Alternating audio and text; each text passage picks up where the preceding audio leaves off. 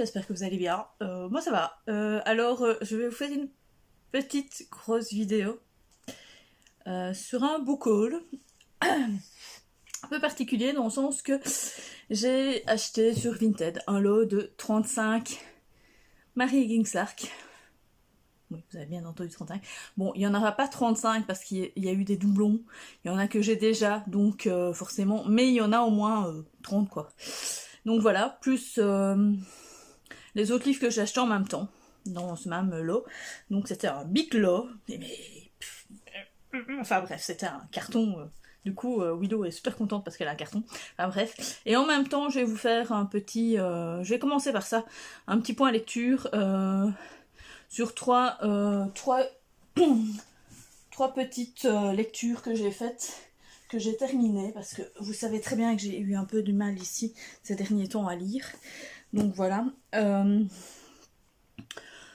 C'est des lectures que j'ai quand même plus ou moins bien appréciées. Ce n'est pas des abandons, ce n'est pas des lectures que je n'ai pas du tout aimées. C'était assez... j'ai bien aimé. Dans l'ensemble, c'est 2 cozy mystery et une romance. Oui, vous allez me dire, Véro, lire une romance. Oui, bah au fait, c'était pas fait exprès, je pensais que c'était plus un feel good qu'une romance, mais en lisant en fait le livre, c'est plus une romance qu'un feel good. Donc voilà. Alors je vais commencer par celui-là d'ailleurs, la romance. J'ai lu Le craquant de la nougatine de Laure Manel, donc chez Michel Lafon. Comment expliquer cette histoire sans que ça ne spoil, parce qu'au fait il se passe pas grand chose si ce n'est au fait la rencontre de Romain avec Alba. Romain en fait voit cette fille dans le bus et tombe follement amoureuse de un peu un coup de foudre quoi, enfin voilà, il veut absolument la rencontrer et tout. Et forcément il va se passer des choses. Je ne vais pas vous expliquer comment. Ce qu'il y a, c'est que il va se passer une chose qui fait que, voilà, il va avoir un truc. Je peux pas vous en parler parce que sinon c'est vraiment vers la fin du livre et en plus de ça, ça va spoiler toute l'histoire donc ça va pas être intéressant. Et cette chose vous fait poser une question. Est-ce que, oui ou non, vous sortiriez avec quelqu'un dans cette situation? Donc, bien sûr, je peux pas vous en parler de cette situation parce que sinon, vous aurez lu toute l'histoire. Donc voilà. Mais c'est une question très intéressante. Franchement, je me suis moi-même posé la question parce que je me suis dit, franchement, ouais, non, ouais, enfin, voilà, enfin, ouais, enfin, je sais pas. C'est très, mais il y a un autre questionnement aussi par rapport à autre chose et par rapport à cette situation qui fait que, voilà, moi, ça aurait été pas comme ça, voilà, bref. Donc j'ai vraiment bien aimé la plume. Je savais pas du tout dans quoi l'autrice allait m'embarquer. Franchement, réellement pas du tout. J'étais à milieu de savoir où j'allais m'embarquer.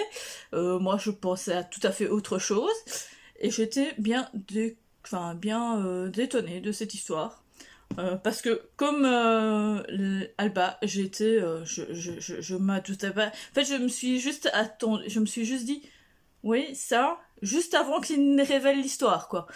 La chose, quoi. Donc, je me suis dit, ouais, bon, voilà. Mais sinon, l'écriture est vraiment pas mal. Ça se lit super vite parce qu'en plus, ce sont des chapitres de 2-3 pages grand maximum. Donc, ça se tourne tout seul. Hein. On a l'impression que, on peut s'arrêter un peu quand on veut dans l'histoire, sans problème. En plus, c'était génial parce que Alba est voix off. Donc on en apprend un peu sur ce métier un peu particulier qui est les voix off, donc les voix, justement, par exemple, les comédiens dans les livres audio ou les publicités ou dans les doublages de films et tout. Et franchement, j'ai trouvé ça très intéressant d'être dans ce monde. Franchement, oui, c'était intéressant à savoir, même si on n'en apprend pas 25 000 trucs, mais voilà quoi. Enfin, il y a quand même...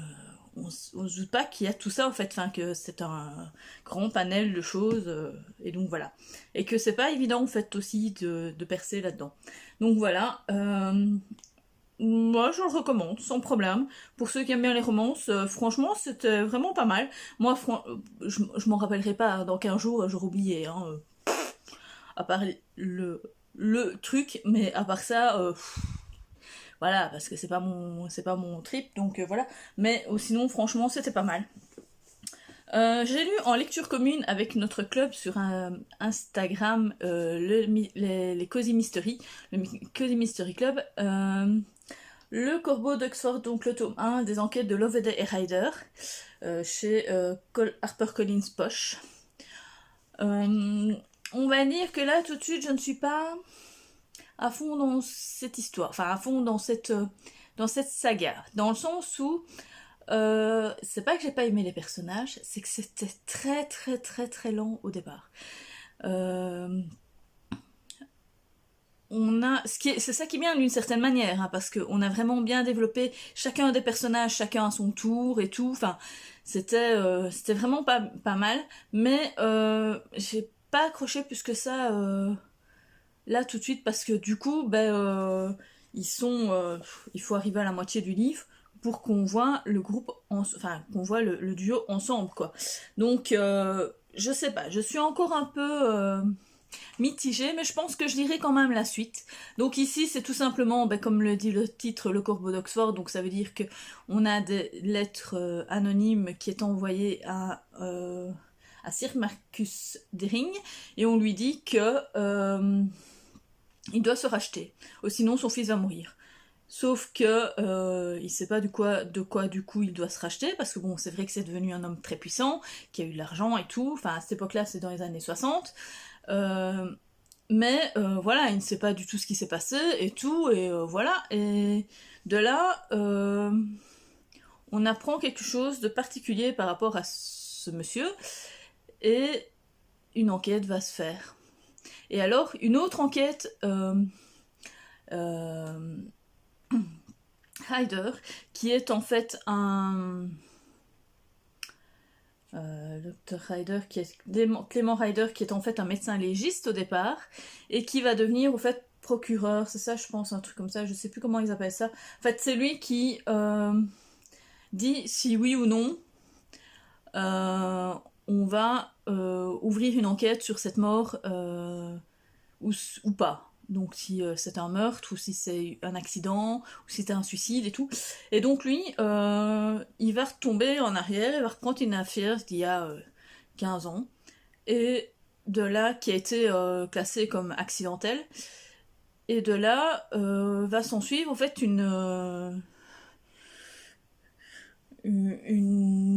comment expliquer, une enquête un peu à double tranche, enfin à double temporalité, je vais dire ça comme ça, dans le sens où on va pas retourner en arrière, enfin si on va avoir les témoignages en arrière, mais on va pas retourner réellement en arrière, mais de ce fait on va savoir exactement pourquoi le jeune homme est mort au départ, parce qu'il y a un jeune homme qui va mourir,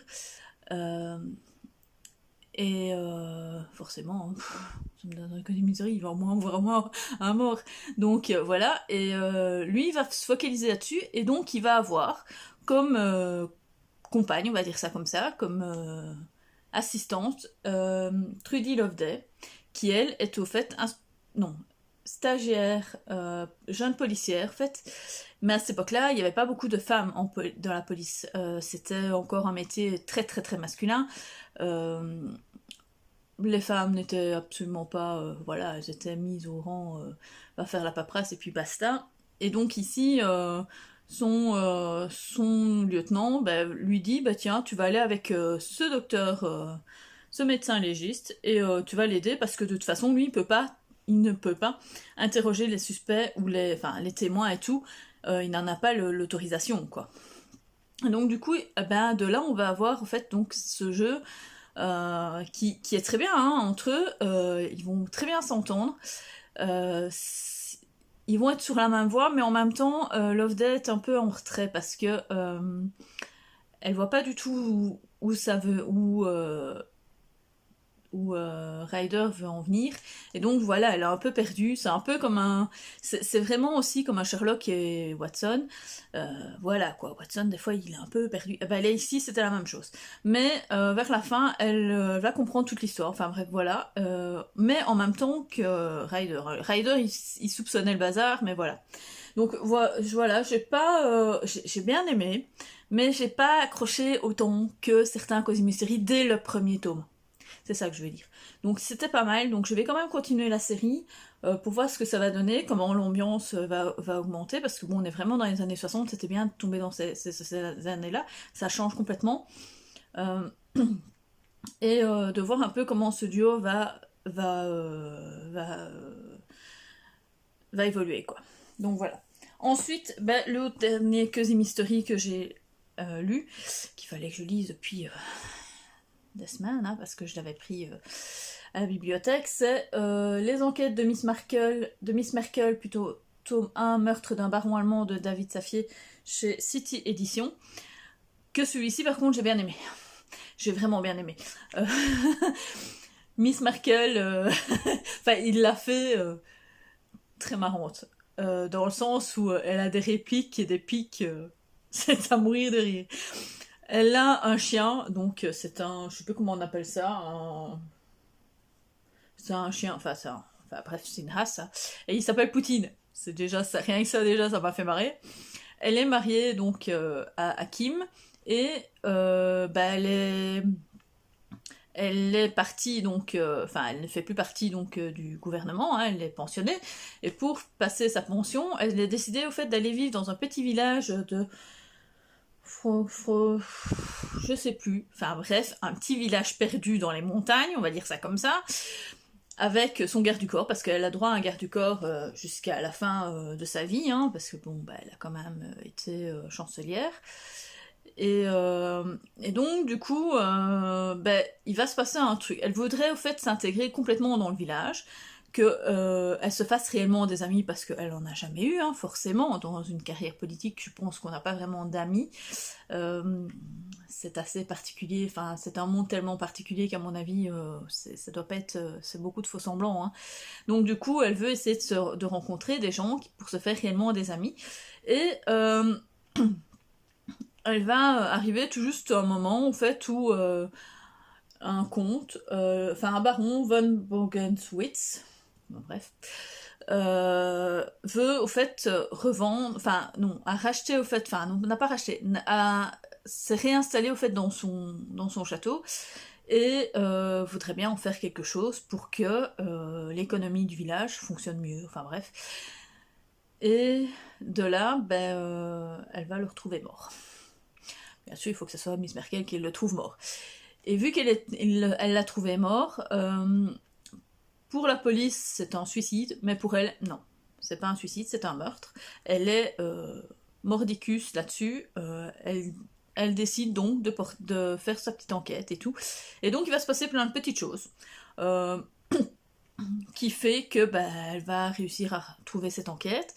Et ce qui est à la fin, c'est que ça m'a fait marrer. Enfin, il y a un petit hommage à Hercule Poirot dans le sens où elle fait venir tous les protagonistes chez elle un jour et elle dévoile qui a tué voilà, le baron. Et donc voilà, j'ai trouvé ça bien marrant. Et en même temps, j'aime bien parce qu'ils ont des petits surnoms et tout entre eux, c'est très très très marrant. Les personnages sont assez bien décrits, il y a vraiment... c'est pas des stéréotypes totalement. Même la jeune fille est un stéréotype sans en être un, parce que franchement, elle est ce qu'elle est, enfin voilà. J'ai vraiment bien aimé, et alors, franchement, c'est les répliques entre son mari, entre elle et son mari et son garde du corps, c'est à mourir de rire. Enfin, à mourir de rire, façon de parler. C'est vraiment, c'est sympa, quoi. Franchement, on passe un bon moment, ça se lit super bien. C'est vraiment... c'est pas mal. Donc ici, elle réussit sa petite enquête, donc voilà.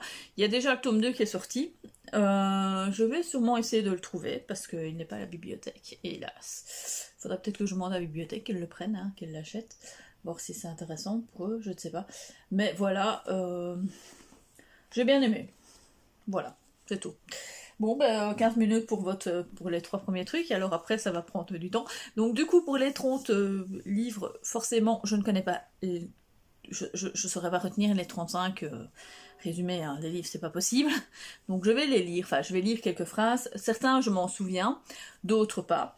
Donc voilà. On va commencer, donc ici j'ai 2 livres qui sont La nuit s'éveille et Mauvaise manière, qui sont en fait des recueils de nouvelles, mais pas de Mary Higgins Clark. C'est-à-dire que ce sont d'autres auteurs qui les ont écrites par rapport à certaines choses. Et celle qui les présente au fait. Donc je ne sais pas d'ailleurs pourquoi c'était comme ça. C'était un peu bizarre. Donc il y a l'introduction qui est faite par Mary Higgins Clark, mais tout le reste, il n'y a pas une seule fois elle au fait. Enfin je ne pense pas. Je regarde, mais non. Dans celui-là, elle n'y est pas. Et dans celui-là, je ne pense pas non plus. Non. Donc voilà. Donc on verra bien ce que ça va donner. Moi, je ne connais pas. Il y en a des auteurs, je ne les connais pas du tout. Hein, donc voilà. Alors, et nous reverrons. Donc, alors, oui, alors je sais qu'il y a des sagas. Il y a 2-3 sagas de Mary Higgins Clark, mais franchement, je ne saurais pas vous dire lesquelles font partie des sagas ou pas du tout. Hein. J'en sais absolument pas. Je n'ai pas cherché plus que ça. Donc ici, c'est Gary qui est accusé de meurtre de son époux, un médecin réputé de Manhattan. Donc Molly a passé 6 ans en prison et voilà que lorsqu'elle sort, bénéficiant d'une remise de peine, jeune femme avec laquelle Gary avait une liaison est assassinée à son tour. On va voir. Hein. Il y a avant de dire adieu, donc là c'est... il y a eu un meurtre ou un accident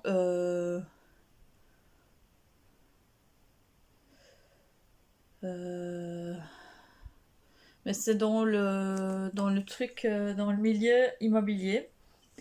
On ne sait pas si... Enfin voilà. C'est dans le domaine immobilier. Il va y avoir un meurtre ou un accident par rapport au truc. Douce nuit.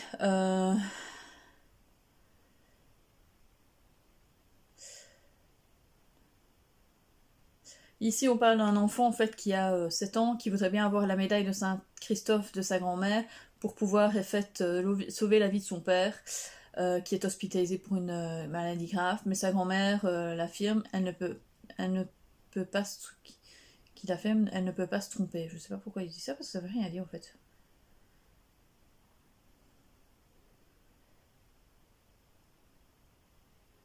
Et au fait, la médaille est dans le sac de sa mère, enfin, qui a été retrouvée dans le sac de sa mère, qu'on a volé. Donc ici, c'est la clinique du docteur H. C'est un complot médical.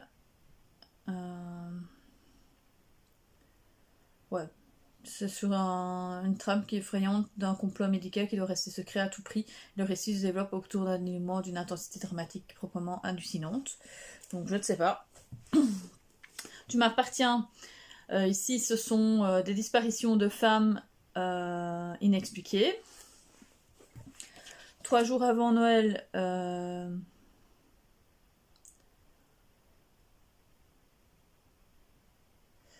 ouais, c'est vrai.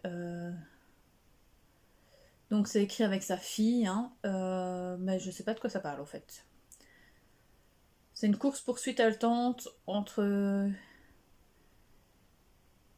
Enfin, oui, c'est une course-poursuite haletante. Je sais pas. Je sais pas du tout. On va... enlèvement d'un père. Dors, ma jolie. C'est sur un écrivain qui est assassiné. Non, une écrivaine qui est assassinée. Et elle avait voulait publier un livre explosif et compromettant sur des personnalités en vue. Le fantôme de Lady Margaret, rapport entre les attentats qui ensanglantent Londres visant la famille royale et la recherche d'une jeune historienne sur la terrible Lady Margaret, qui a été décapitée au XVIIe siècle. Donc ici, on ne sait pas, c'est une vengeance peut-être, ou l'hypnose, enfin voilà. Il y a Ni vu ni connu.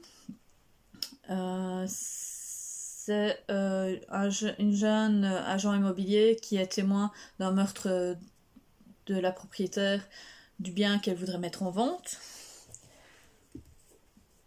Alors, on est dans ceux-là après. Dans la rue où celle que j'aime, ça se passe en 1891 au départ. Des jeunes filles disparaissent mystérieusement et on les retrouve, au fait, on retrouve leurs cadavres de nos jours et il va se passer des choses parce que c'est pas normal qu'on retrouve des filles là. Et donc du coup, voilà, la ville est en émoi par rapport à ça. Recherche jeune femme aimant danser. Ici, ce sont deux amis au fait qui recherchent via les petites annonces une femme pour un de leurs amis. Voilà. Donc on va voir ce qui va se passer. Une seconde chance, ici c'est un centre de recherche médicale. Nicolas Spencer, qui est le directeur, qui va disparaître alors qu'il est sur le point de trouver un remède anti-cancer, je pense, oui c'est ça, un vaccin anticancéreux. Ce soir je veillerai sur toi. C'est aussi encore avec Carol Innings-Clark. Ici c'est Sterling Brooks qui est au paradis, qui va redescendre sur Terre et va devoir aider Marissa à ce que ses parents se remettent ensemble, si j'ai bien compris. Ben, on verra bien, hein. C'est ce que je lis. Hein, donc, ici, le démon du passé.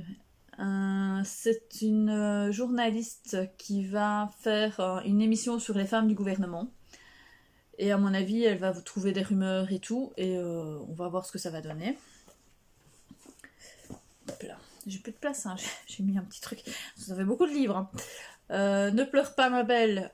C'est sur une jeune et ravissante jeune fille qui est hantée par la mort tragique de sa sœur, qui est une star de l'écran, et qui est tombée d'une terrasse d'un appartement de New York, et les circonstances sont mystérieuses, et donc pour elle, elle pense qu'elle a été assassinée, donc elle va chercher qui l'a tuée.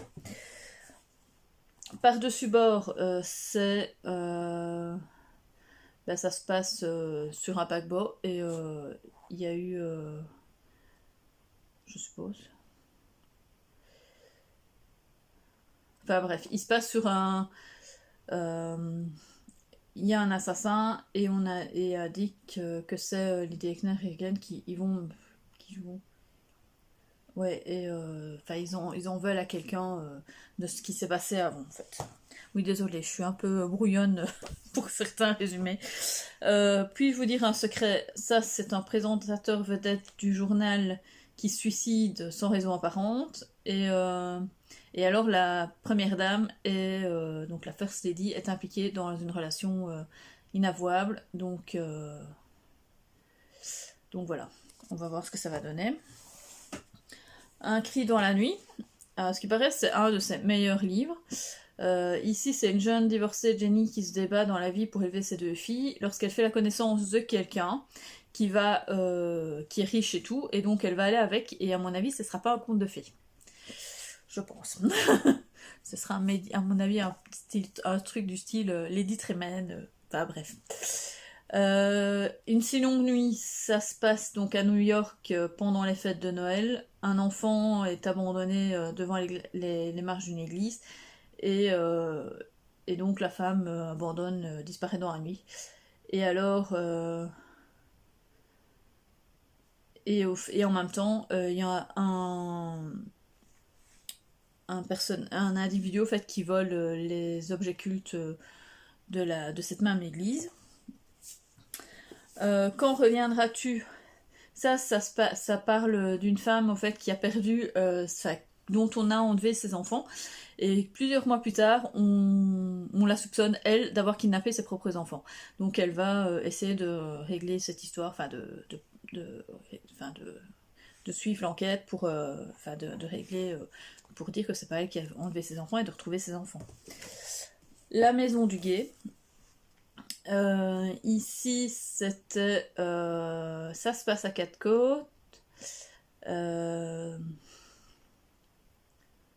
Ah oui, c'est une femme en fait qui a une vie tout à fait pépère et qui du jour au lendemain en fait se retrouve entre guillemets dans le journal, c'est-à-dire que il y a un meurtre et la première chose qu'elle voit c'est sa photo en première page, comme quoi c'est elle la meurtrière.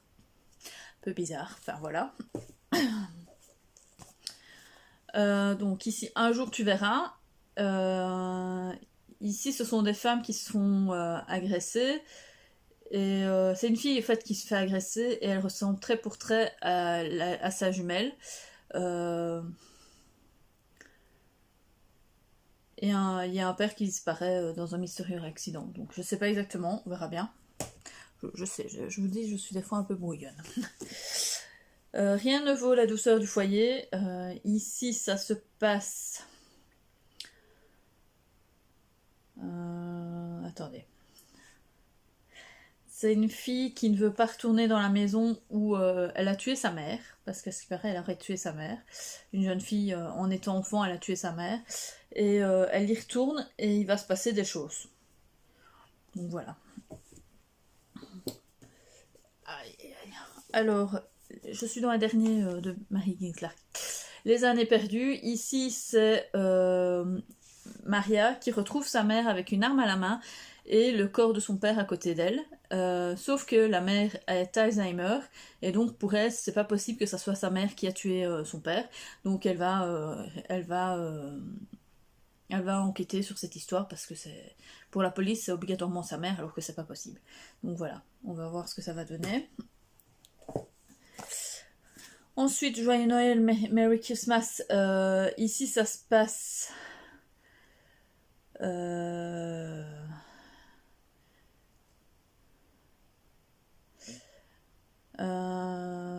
C'est un président des États-Unis qui est heureux avec sa femme après qu'il a été donc président. Et un jour, en fait, on le retrouve qui aurait tué sa maîtresse. Et enfin non, il m'en reste encore un.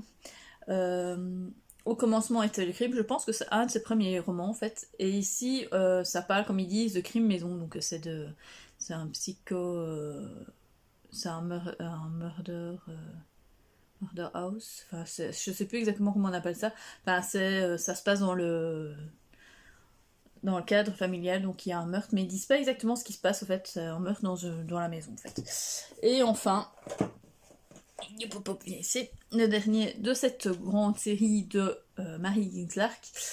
Donc Ce que vivent les roses. Ici, ça parle d'un chirurgien qui refait les visages de femmes qui ont été assassinées. Donc on ne sait pas ce que ça va donner, mais voilà. Femmes qui sont assassinées. Alors, ensuite, j'ai encore une petite pile. Donc j'en ai eu deux autres, à mon avis elle s'est trompée, c'est du Patricia McDonald. Je ne connais absolument pas cette autrice, mais alors pas du tout, j'en ai jamais entendu parler. Je sais pas du tout de quoi ça va parler, je pense que c'est du même style hein, que Marie Ginslark ou tout autre.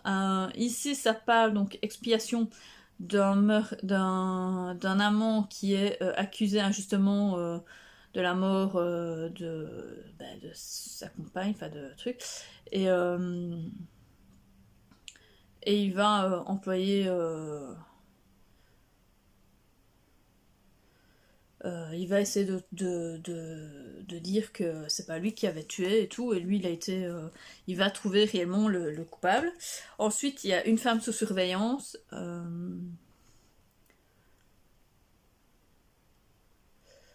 Ici, c'est une femme qui a qui a un enfant, un mari, enfin bref, elle a une vie super belle, jusqu'au jour où elle va croiser la route d'un tueur. Voilà. Alors, ensuite, j'ai acheté 4 Patricia Cornwell. C'est juste pour la découvrir. Enfin, la découvrir, non, parce que j'ai déjà découvert dans un des livres, mais je ne sais plus c'était lequel. Et c'était un qui avait déjà pas eu une grosse bonne cote.